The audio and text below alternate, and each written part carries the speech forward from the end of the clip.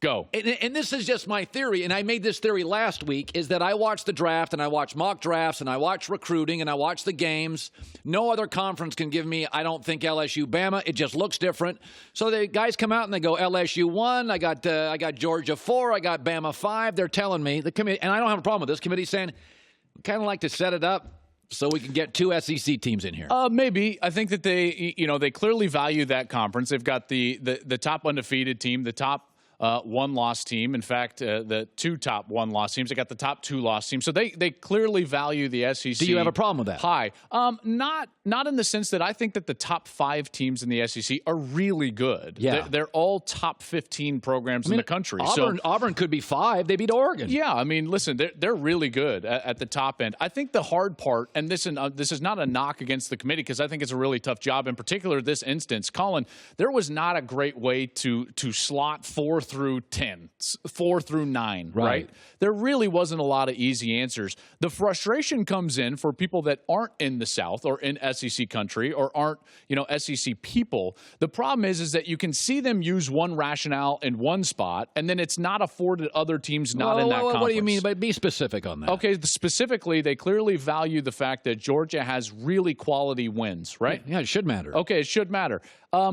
They also lost to South Carolina, and by the committee's own admission, the second best win of any team in the top 10 is Minnesota over Penn State. So why isn't that honored?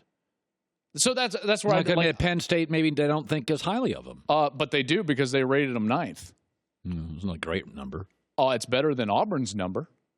Right? So you're telling me they're like, oh, Georgia carried the day with great wins. And I'm not disputing that fact. They do have really quality wins. But to suggest that Minnesota's win over Penn State is not more quality or at a higher capacity is flat wrong factually based on the rankings that the committee themselves gave us. All right, so that's the only point. Okay, so we got Tua here is going to go number 1 in the draft. And no. Calm down. You've fallen into this camp. Joe Burrow throws a couple nice screen passes. Now you got him as Tom Brady. You got him a couple throws downfield with those athletes, and suddenly this guy's going to change the league. Listen, you want everything to be definitive, right? Like you want everything to be. This is not definitive. Most stuff is. No, it's not actually. This is going to be incredibly fluid. In fact, the top 3, maybe 4 or 5 quarterbacks, I think teams all over the NFL are going to have them slotted very differently. Joe Burrow might end up being the number 1 pick in the draft. Tua might end up being the number 1 pick in the draft. Herbert might end up being the number 1 pick in the draft. There is not going to be a consensus around these quarterbacks. They all have strengths. They all have some weaknesses. I think that the most well-rounded of those 3 in particular is actually Joe Burrow and what he's proven out. How come Ohio State say get out of here? Urban Meyer's pretty smart. Yeah, get out of here. Dwayne Haskins was pretty special. He broke Drew Brees' single-season records in almost every single category. So they had 2 guys that were clearly special quarterbacks. One of them was younger, Dwayne Haskins, and they actually thought he was going to be around for longer. They thought they were going to get more years out of Dwayne Haskins. So they went with him. Joe Burrow then was afforded the opportunity to transfer out. You've seen. What do you not like about Burrow? It's not what I don't like about Burrow. You could have a room full of models. When the supermodel walks in, you're like, oh, she's a supermodel. Tua is Russell Wilson, left-handed. He doesn't even look the same as and I love Tua.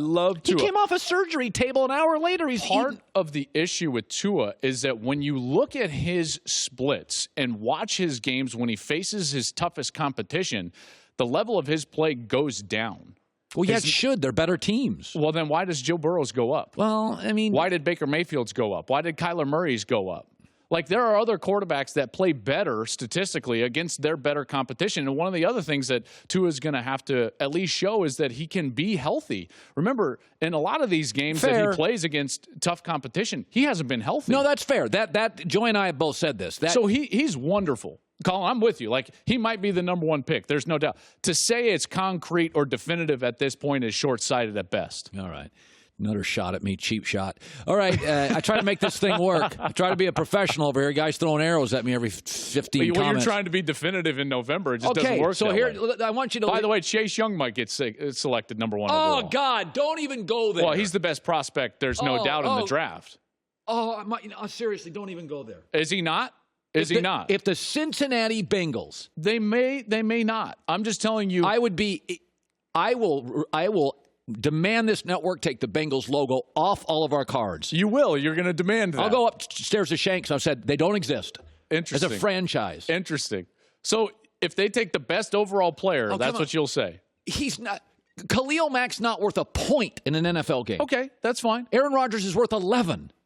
You got to take the quarterback. That's fine. I don't disagree with you. I'm just saying that none of those quarterbacks are the level of prospect that Chase Young is. I believe that there's only one guy a draft where you can be like, that's a Hall of Fame talent, and Chase Young is that guy. You can see him with a gold jacket. There's no doubt. And by the way, the second most, I would say, advantageous aspect of any team is the ability to rush the passer. You got to get a lead. Like Bill Walsh said, you get a lead, and then what do? You got to rush the passer. I totally disagree with that premise. The first thing is you get the house, the quarterback. The second thing is you get insurance for it, offensive line. There's not a bad team in this league with a good O-line. Pittsburgh, great O-line. Dallas, great O-line. Rams have all sorts of, wide receivers and Aaron Donald. So can't get a first down. You're telling me that definitively See, I know Chase Young's going to work out in the NFL. I know it. These quarterbacks, I'm not sure. Yeah, but you just said get a lead. I get it. No, listen, you guys. Listen, you guys are going to gang up. You do it all the time. That's fine. I'm just telling you the best prospect in the draft, the only one with NFL talent. Or, excuse me, the only one with Hall of Fame projection talent is Chase Young.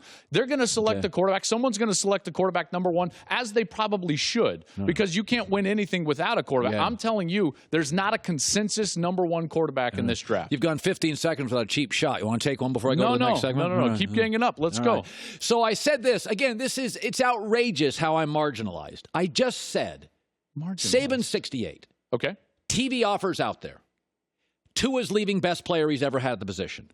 The game now, unfortunately, is not moving toward him, away from him. 6 weeks to prepare. He can't stop top quarterbacks. He's losing really good assistant that wore Pete Carroll and Mac Brown out, and Urban in Florida. Oh, by the way, transfer portal, a control freak. Guys can leave. Early signing period. You can't go to his Georgia house, and I think Nick thinks about retirement. I think he thinks about it more. Driving to work, listening to this show, which he always does, he thinks about it. Am I nuts on that?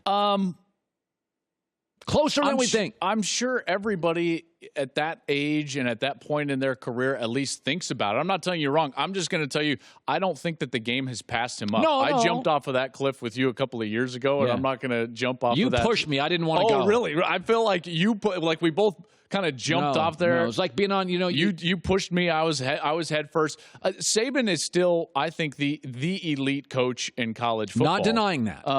But he has been the best coach of this generation. I'm sure that at some points he thinks about, hey, when is it going to be my time to pass this off to somebody? But the hard part is that you had Urban Meyer with a succession plan with Ryan Day. You had Bob Stoops with a succession plan with Lincoln Riley. That's not Nick's problem. Well, it's not, but it's also, it's hard to think about what is this program going to be when you lose that many assistant coaches. Yeah, but that's not Nick's problem.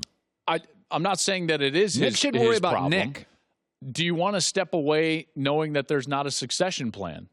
Hey, I always said, when I leave here, I hope my time slot plummets.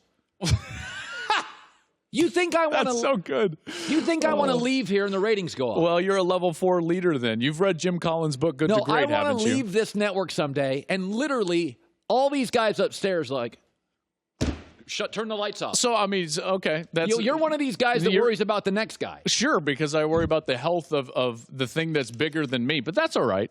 The narcissism aside, I got another cheap shot. You're a level 4 leader. You're a level 4 leader. Level 5 leaders build an organization to have success after they're gone. Level 4 leaders enjoy the success while they're there, and then it plummets after they're gone. Narcissist is strong. Yeah. I'm just rooting. Tendencies. I'm rooting against this time slot the day I retire. It's like a sprinkle of narcissism. He just said actively, I'm rooting against this time slot. After, and you say that's a sprinkle of narcissism? Like it's like a sprinkled cookie?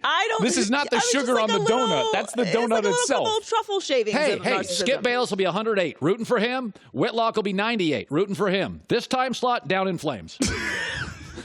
Okay. I'm going to take over this time slot. Okay, I got one more. I'm going to take it over, and it's going to go through the roof. I think I'm the only honest one. Hey, okay, one thing there. We're not going to do your ridiculous upset of the week, but this is a very interesting weekend. Lou Holtz once told me personally, we were friends. He said, you never get the same 19-year-old back-to-back weeks in college football. Sure. Girlfriend midterm. I agree. We got upsets happening this weekend. By the way, watch out for Iowa over Minnesota. They're going to beat them. Minnesota had that.